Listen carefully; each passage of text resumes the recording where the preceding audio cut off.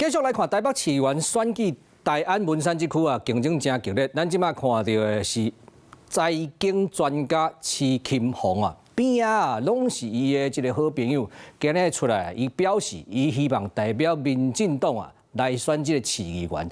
不过咱看顶一届伫这区民进党提名5席，最后掉3席啦，所以今年选举啊，就拍算提名4席就好啊。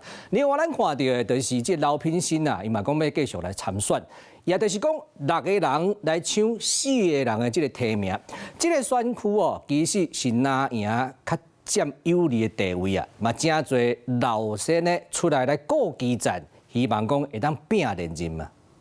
支持徐金华，财经领航，再创辉煌。九大财经出业宣布投入民进党，台北市大安文山议员的初选，财经专家徐金红各找立委来助阵。就是我们的金黄的口才非常的好，要怎么样把复杂的概念简单的让民众知道，这个其实是民意代表非常重要的责任。目前台北市第6选区，包括现任干事会王明星拢要争取连任，专任国安会的赵以翔由助理刘品兴接棒。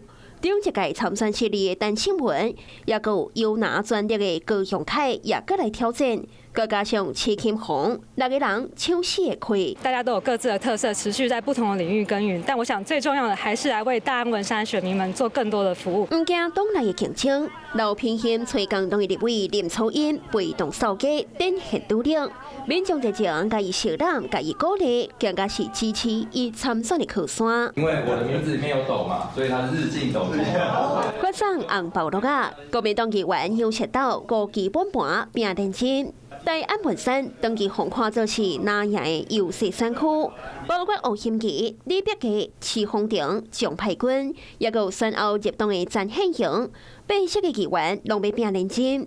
那也拍算以现任席处再加一个提名抢中。选人的部分，目前敢若车站的里长李义祖想要选，严格优势结果也和党内加竞争。的确会吸引到不少选票，但有良性竞争都是好事。那也拼将公告的基本盘过好条，另也伫甘南山区也要拼出头。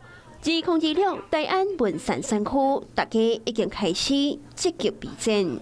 Hello， 我是林仙怡。想要抢先掌握最及时的新闻资讯吗？赶快订阅、按赞、开启小铃铛，锁定华视新闻 YouTube 频道。